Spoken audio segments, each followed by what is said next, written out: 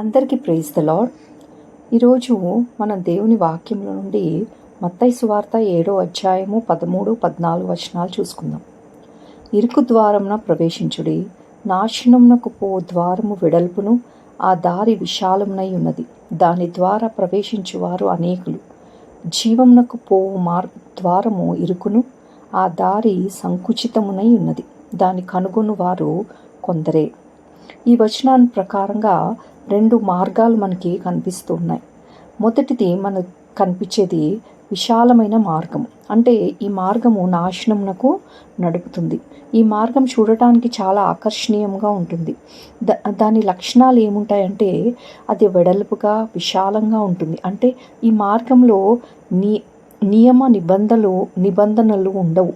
అంటే లోకాశలు, శరీరాశలు, జీవపు డమ్మము వంటివి ఈ మార్గంలో ఉంటాయి. ఇది లోకంతో రాజీ పడిపోయే మార్గం. అందుకే దాని ద్వారా ప్రవేశించే వారు అనేకులుగా కనబడుతూ ఉంటారు. ఈ మార్గం సరైనదిగానే కనిపిస్తుంది, కానీ దాని అంతము భయంకరమైనదని బైబిల్ చెప్తుంది. సామెతలు 14వ అధ్యాయం 12వ వచనంలో, ఒకని ఎదుట సరైనదిగా కనబడు మార్గము కలదు, అయితే తుదకు అది మరణమునకు త్రోవ తీయును. ఈ మార్గం యొక్క అంతము నాశనము, అంటే నిత్య మరణము, దేవుని నుండి శాశ్వతంగా ఎడబాటు. రోమా పత్రికలో 6వ అధ్యాయం 23వ వచనంలో చూసినట్టయితే, ఏలైనగా పాపం వలన వచ్చే జీతము మరణము. కాబట్టి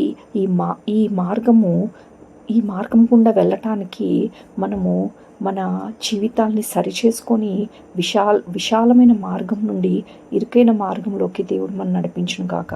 రెండవది ఇరుకు మార్గం, జీవమునకు నడుపు మార్గంగా ఈ మార్గం మనకు కనిపిస్తుంది. ఈ యొక్క మార్గంలో ఈ మార్గం గుండా మనం వెళ్ళినప్పుడు అది సంకుచితంగా ఉంటుంది. అంటే ఈ మార్గంలో ప్రవేశించాలంటే మనల్ని మనం తగ్గించుకోవాలి, పశ్చాత్తాపడాలి, మన పాపములు దేవుని సన్నిధిలో ఒప్పుకొని దేవుని దగ్గర పాప క్షమాపణ పొందుకునే వారిగా ఉండాలి.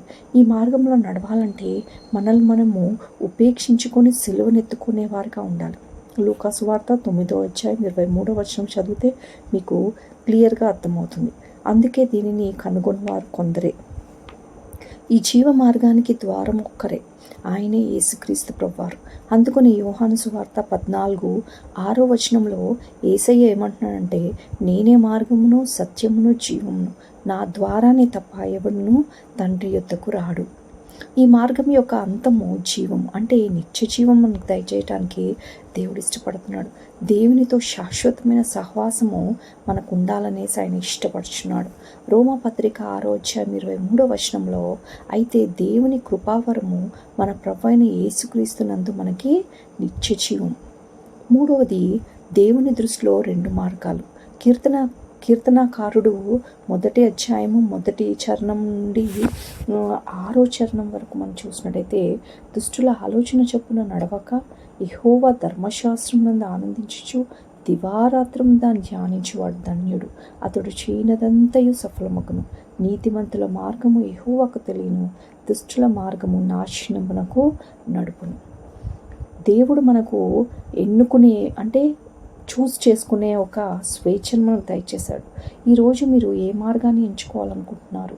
లోకంతో పాటు విశాల మార్గంలో నశించిపోతారా, లేక క్రీస్తును వెంబడిస్తూ ఇరుకు మార్గంలో ప్రయాణించి నిత్య జీవాన్ని పొందుకుంటారా? అందుకని యెహోషువ ఏమంటున్నాడు 24వ అధ్యాయం 15వ వచనంలో, మీరు ఎవరిని సేవింతురో నేడు మీరు కోరుకునుడి, నేనును నా ఇంటి వారును యెహోవానే సేవించదమనేసి యెహోషువ ఒక గట్టి తీర్మానం చేసుకున్నాడు. తన కుటుంబం అంతటితో చేరి దేవుణ్ణి సేవించేవారుగా ఉన్నారు. మరి ఈరోజు మీరేమి ఎన్నుకుంటున్నారు? దేవుని మార్గాన్ని ఎన్నుకుంటున్నారా, లేకపోతే నాశనానికి పోయే ఒక నరక మార్గాన్ని వెన్నుకుంటున్నారా?